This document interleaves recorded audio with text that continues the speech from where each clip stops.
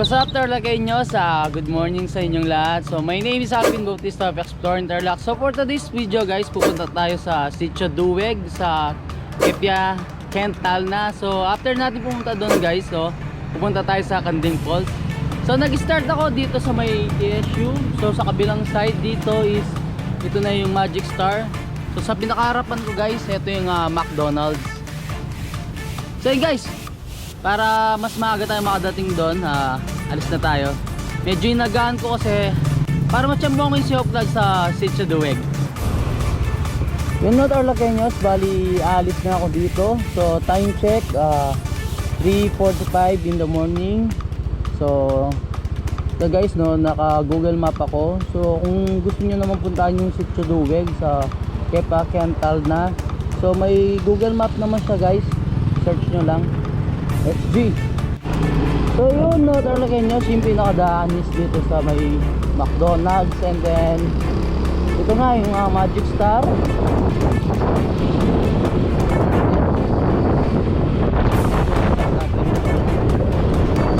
And then kakaliwa tayo dito sa may side ng San Sebastian Church.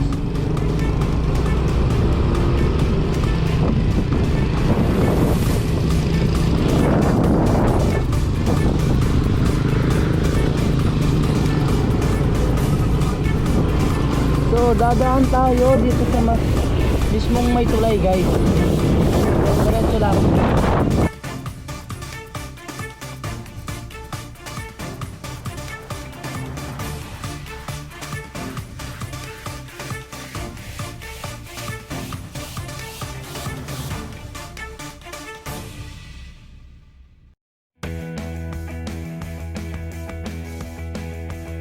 Natin dito sa Tarlac City. So unang bayan na dadatan natin itong Santa Ignacia guys. Medyo madilim pa nga lang yung daan. So yun Tarlaqueños, bali dito na ako sa Santa Ignacia town proper.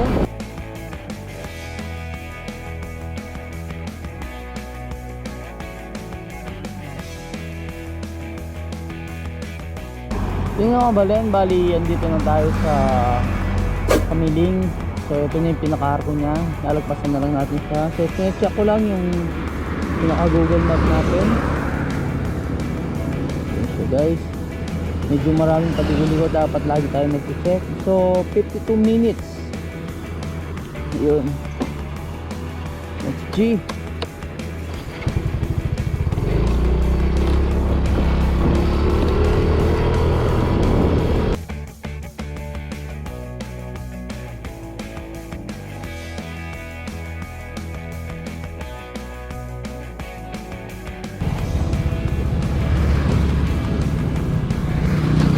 Ito guys, no, kapag nandito na kayo sa Sobrang, so dito sa may gasoline station, so B gasoline station guys. So ito yung unang pagliko natin pagmula dun sa Tarlac City, pagkalagpas ng tulay, Santa Ignacia, Kamiling, tapos ito na guys. Diretso lang tayo dito. Then update dito kayo mamaya guys. So yung Tarlaqueños doon, bali nandito na ako sa may arko naman ng 𝗪𝗪𝗏𝗏. So unang arko na dinaanan natin kanina is Santa Ignacia. Tapos pagkalagpas natin doon sa arko ng Kamiling, mga konting usog lang guys. So kakaliwa kayo, and then diretso lang, mga ilang minuto lang guys. Mga ilang minuto lang guys, madadatnan nyo na tong pinaka-arko ng 𝗪𝗪𝗏𝗏. So ito siya guys. Welcome 𝗪𝗪𝗏𝗏, summer capital of Tarlac.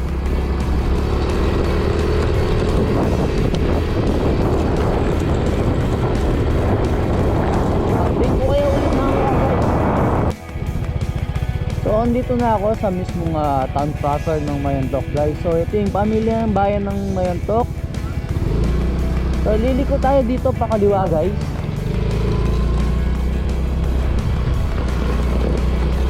Then diretso lang tayo.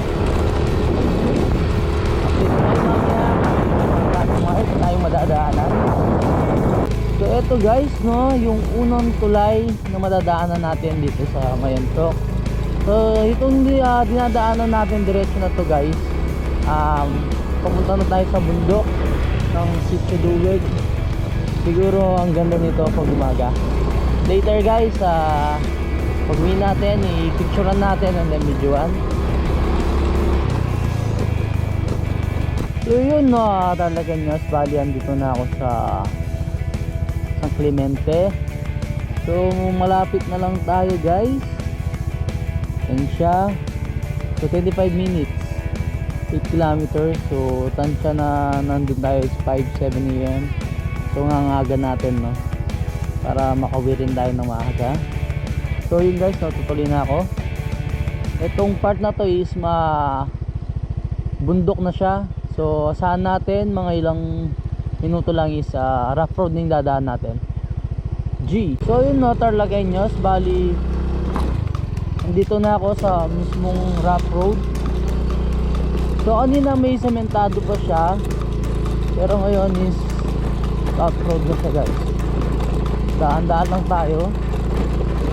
Medyo malapit na ako. Kanina nadaanan ko yung jump off ng 𝗪𝗡𝗡𝗀𝗡 Falls. Mamaya guys, dadaan tayo sa mismong 𝗪𝗡𝗡𝗀𝗡 Falls. Papakita ko sa inyo guys kung gaano kaganda ang 𝗪𝗡𝗡𝗀𝗡 Falls. Update ko na lang kayo later kapag ando na tayo mismo sa KAPYA KEN TALNA, doon sa Sitio Dueg.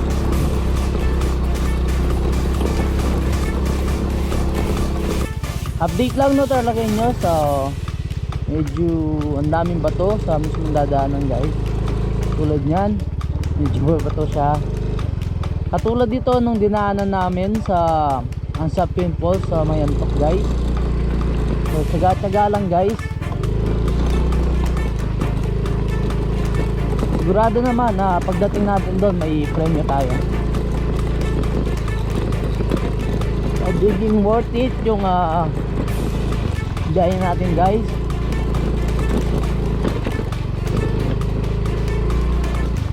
Umalis pala ako ng Bamban Tarlac 3:20 AM. So gusto ko kasi makita yung pagsikat ng araw, or baka makatsyempuan natin yung sea of clouds dito sa Sitio Dueg. Hopefully guys. Yun, no, update ko na lang kayo mamaya. Medyo mabato pa yung dinadaanan natin. Yun, no, Tarlaqueños, bali sementado yung daan. Sana dire-diretso yan na guys. Kapag kalagpas ko kanina dun sa may mga rough road, lalaki ang bato guys.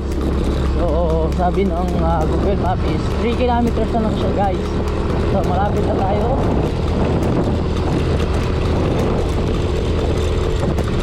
Medyo ingat-ingat lang kasi mataas yung daan.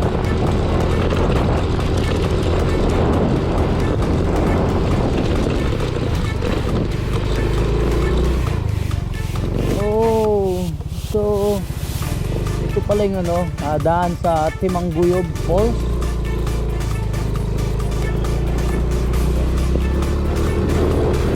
Tayo diretso tayo guys. Another rough road ulit. Kala ko dire-diretso na yung mismong daan. So hindi pa pala guys. Ang lamig ng klima guys. So nararamdaman ko na yung sobrang lamig. So mga naglalaki yung bato na naman to.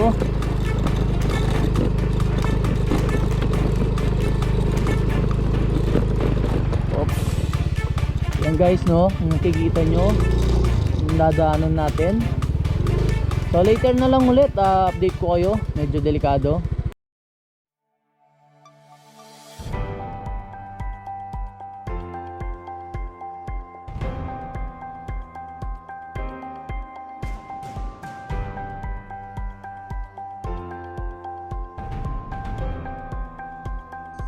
What's up Tarlaqueños? My name is 𝗪𝗏𝗡𝗀𝗃 Tarlac. So for today's video guys, nandito nga tayo sa KAPYA KEN TALNA dito sa Sitio Dueg, Brgy.Maasin, San Clemente, Tarlac. Medyo minalas lang tayo kanina Tarlaqueños kasi medyo maulap yung panahon. So yung pinaka pagsikat ng araw is di natin nakuhanan. So ang aga natin dumating kanina, siguro nasa 5:20 AM andito na tayo guys, para nga makuhanan sana yung pagsikat ng araw, kaso medyo minalas tayo guys. Sabi naman ng caretaker dito is yung Sea of Clouds is seasonal lang din siya, lalo na pagkatapos ng bagyo. So nagkakaroon talaga ng Sea of Clouds. So later guys, no, ipapasyal ko kayo dito sa KAPYA KEN TALNA, dito sa Sitio Dueg. And then later papasyalan natin yung isang view deck doon. Yun nga no, Tarlaqueños, yung KAPYA KEN TALNA is private siya, pero nag-open siya for public noong February.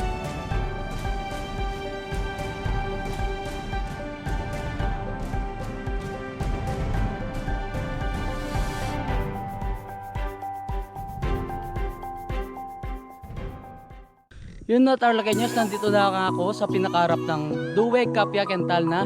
So sa pinakabungad guys, no, makikita nyo, yan. So may registration area sila guys. And then pinapatubad nila din yung protocols ngayon. So wear face shield, follow rules and regulations, social distancing, no guests allowed after 5 PM. Yun no, lagi ko sinasabi sa inyo, basura mo, ibulsa mo. Saan man tayo magpunta guys, no? Huwag tayo mag-iwan ng kalat. So much better is dalhin na natin yung mga basura natin. Bulsa.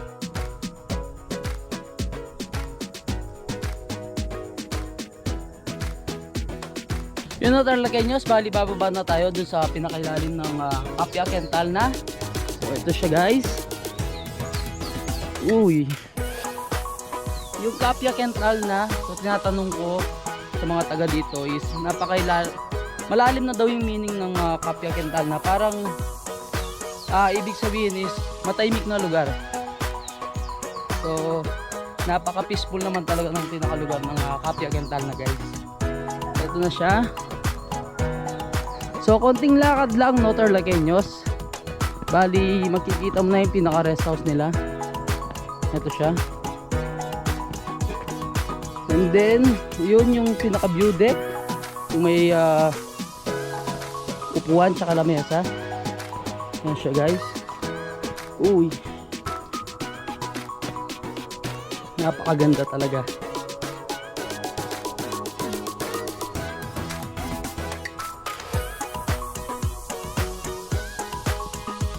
So yun na Tarlaqueños, ito yung pinaka bar area nila. So pag gabi guys, pwede kayong mag party dito or mag chill.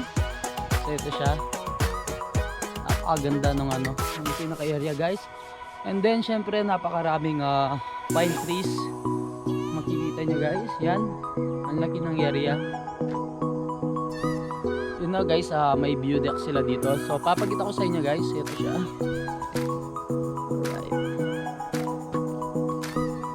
Ito tayo.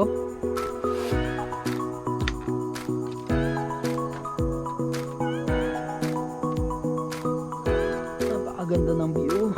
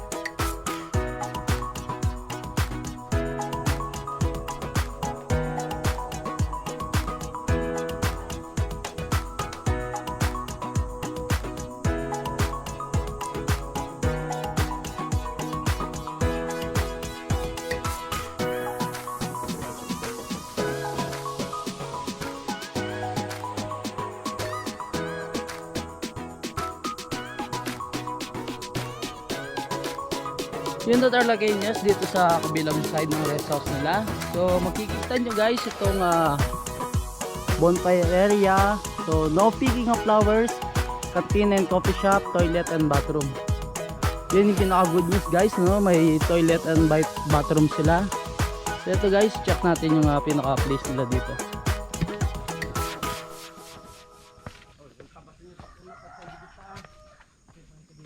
So ito siya.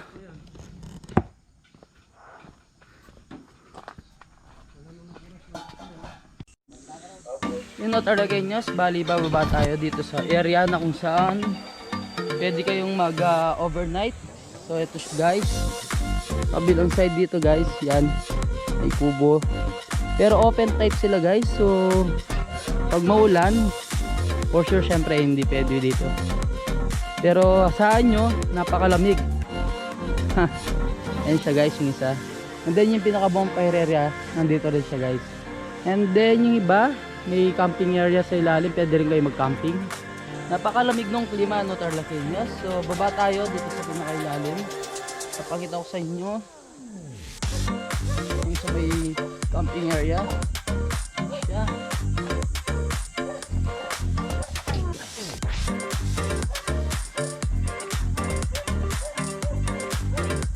So yun sa pinakailalim pwede kayong mag camping. Napakaluwang pa nung place nila. So napakasarap sa pakiramdam, nakakawala ng stress.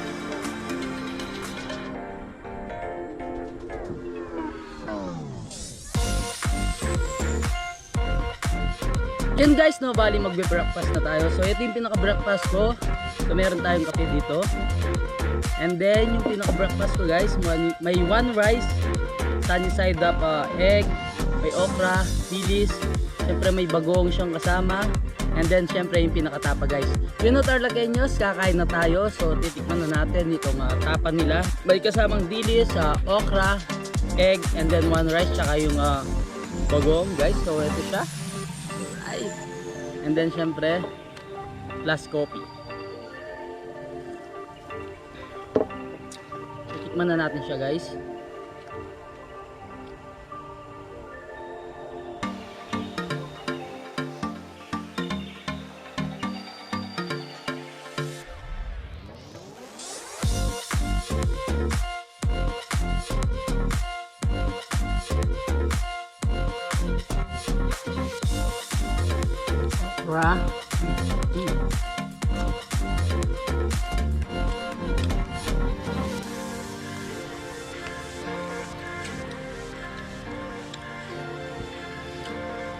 Dilis guys.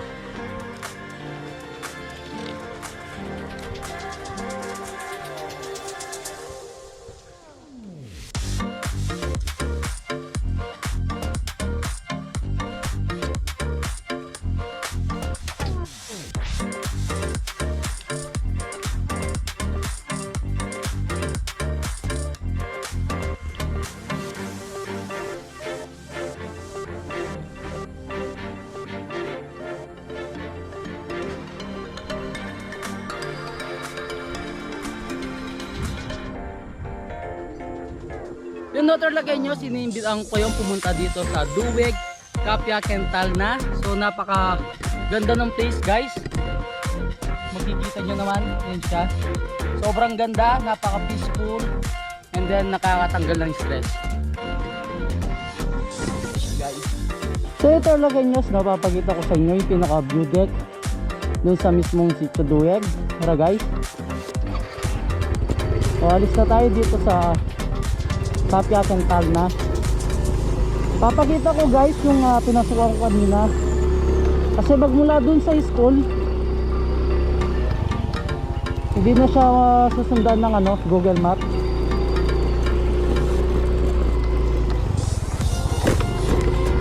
So ito yung dinaanan ko papasok kanina dito sa KAPYA KEN TALNA.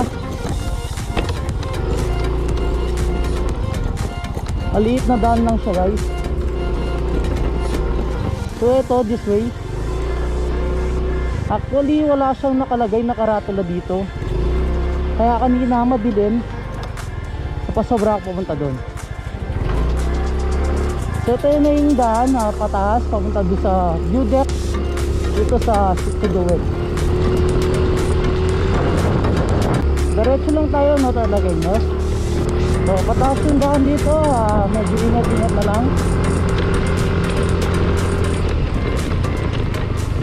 Kung galing kayo sa taas guys, pababa, baka hindi nyo mapansin itong ano to, parang pinaka-hump.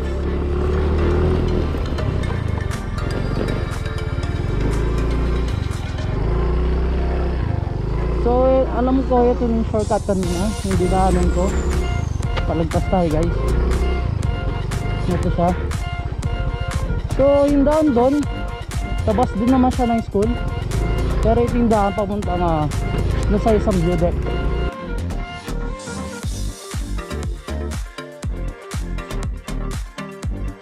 Ay dyan yung view deck no, yung pinaka view deck.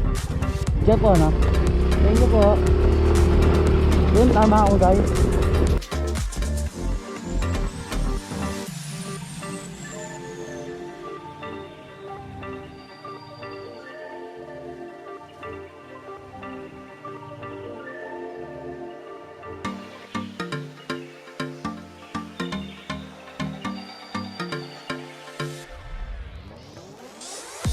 So yun guys, ito na yung pinaka view deck dito sa Sitio Dueg, 𝗙𝗪𝗻𝗄 sa Clemente, Tarlac. So napaka-presko guys, ang sarap tumira dito. Napaka-simple ng mga bahay. So may basketball court sila. So silipin natin itong mismong view deck nila. Wow, malayo pa lang matatanong mo na, sobrang ganda guys. Yun oh, bali kung makikita sa video guys, ayun yung Mount Arayat. So ito yung pinaka view deck dito sa Sitio Dueg. Open for public siya sa Tarlaqueños. Napakaganda. So doon banda, andun yung Sitio Dueg din na KAPYA KEN TALNA, yung pinumuntahan natin kanina. So kanina galing ako sa school doon sa taas, pababa ako dito, yung pinadatnan ko. And then sinundan ko yung Google Map, yun nga, tinurindahan dito yung pinakita ko sa inyo kanina. Sobrang ganda Tarlaqueños, kung makikita nyo nga sa pinakalikod ko. So baba tayo doon guys no, bali tignan natin kung anong meron doon. So iniwan muna natin si 𝗍𝗪𝗀𝗀 doon. Medyo napalaban tayo ngayong araw, lalo na kaninang madaling araw is nakakatakot talaga yung daan. Promise guys, kung hanggat maaari maliwanag na kayo pumunta. Kasi ako, nabol ko yung pagsikat ng araw kanina, kaso medyo minamalas tayo, naging maulap yung panahon. So eto guys no, may mga upuan dyan, so pwede kayong pahinga. Yung guys, check natin yung view deck din dito. Ito siya. Oh,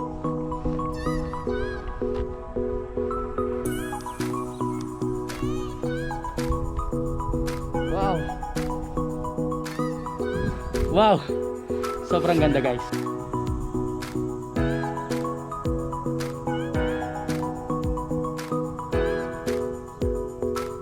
Yun o Tarlaqueños, sobrang ganda talaga ng Dueg KAPYA KEN TALNA.